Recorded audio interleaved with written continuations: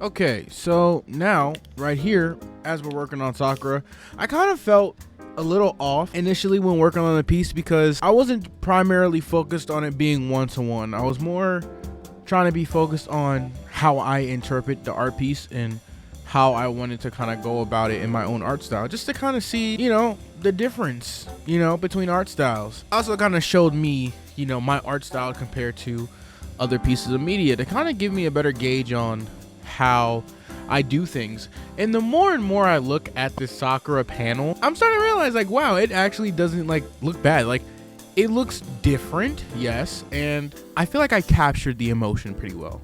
Here you see me messing with different types of shading because I got some new pens off of Clip Studio, and I was messing around with them, and I'm like, yo, this would actually be cool. But what I was really looking for is how to translate that gray shading that is over Sakura, or, you know, covering Sakura, to kind of give that, you know, darkened out feel. Am I yapping too much? I don't know. Okay, I think this was the part in the video where I started to like show off a few panels of the comic that I'm working on. I don't know why this is here, but yeah, I have a comic coming up soon. First chapter is gonna release next month, hopefully. That's planned next month, Lord willing. So here we're doing the Naruto line art. Now, I always thought Naruto's hair was fairly easy to do, like looking at it from, just looking, right? Yeah, no, it's not that easy. At least for me, because I was trying to make sure that I captured his hair, good enough, like more truthful to the original design. So I didn't really want to put too much of a spin on it. But the more accurate I tried to get it, the harder it became to like try to figure it out. So, I don't even know. I don't even know how Kishimoto does it, but we moved on to the headband, just trying to finishing up the line art and everything since Sakura is already done. And now we're working on trying to make sure that the hair looks good enough. And then I still got to add like so much more stuff. But throughout this process, it was very fun. Even though I was so locked in, but it was really cool to see how this was coming out, because I'm looking at it and I was like, bro, that looks like Naruto. That looks like Naruto, which is a good thing, because that's what I was going for. So, how are you guys' art endeavors? What are some things that you struggle with when it comes to art? And what are some skills that you want to learn? I think that would be cool to talk about in the comment section below for sure. Because as an artist, I mean, there's a lot of mountains and stuff that we tend to have to hike up and jump over, but as long as we stay consistent and keep working at it, we'll get better. Because I'm telling you, between working on a comic, animations, and just like drawing, most of the comic, my hands are so warmed up. My hand is like, I've been drawing all types of like chibi, panels, doodles, and my hand is just ready. My hand is ready. Like every time I pick up the pen, I just feel so warmed up. It's actually a crazy feeling. So I'll try to take advantage of that as much as I can.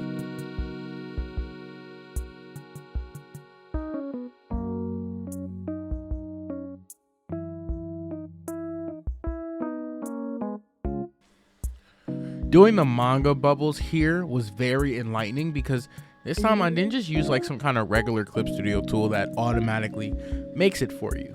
This time I hand drew them, which kind of gave this the bubbles character, and it felt kind of liberating, like, I don't know, it just felt kind of cool, and it felt natural actually, which was very weird. Now, of course, there are certain rules to wording and making it look pretty and stuff like that, and the default choice is to just use the tool, but hand drawing them just felt good. And I mean, sometimes I don't like it because it gives it a weird, like, not weird look, but it doesn't look perfect. And when I look at manga nowadays, I mean, they're not doing it digitally, they're doing it hand drawn, so they try to make the speech bubbles as distinct as possible, don't look too out of the norm. But man, it felt great to kind of just draw it out and not really worried about perfectionism with it. So it was cool. Now, my least favorite part about recording this whole thing was getting the smile right. Mouth anatomy. I guess I need to work on that, or maybe that's just anatomy as a whole. But I mean, that looks really good now that I'm looking at it. But when I was doing it, man, it sucked. And I think after all this experimenting, I ended up just going back to the default mouth that I did earlier. Like, even that, the shape looks good. I think it was just the teeth that was making me mad. But now that I'm like, look at that. That looks really good. And I think I just ended up keeping it. So, yeah.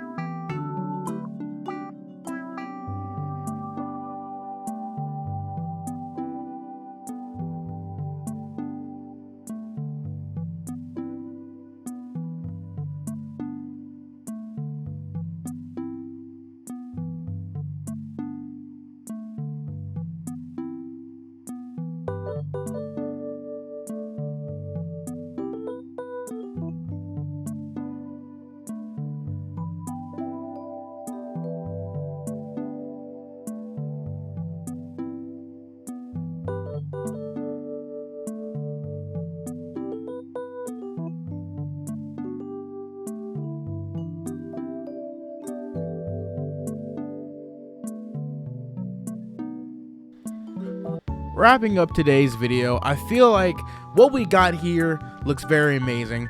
One-to-one in terms of art style, wasn't really going for that. I was more of just trying to capture the essence of what the manga panel was trying to say, and I feel like I succeeded in that. And you know, one thing I would say is that, like, I don't know, I mean, I'll just get better with time. This is one out of many manga, a variety of different types of manga shots, because I do have a lot lined up and prepped for other Manga Mondays.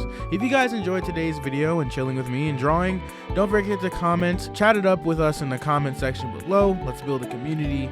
Like and or subscribe to run with the pack and join the wild. And I will see you next Manga Monday. Stay safe, stay blessed, be kind to others, and I'll see you then. Johnny.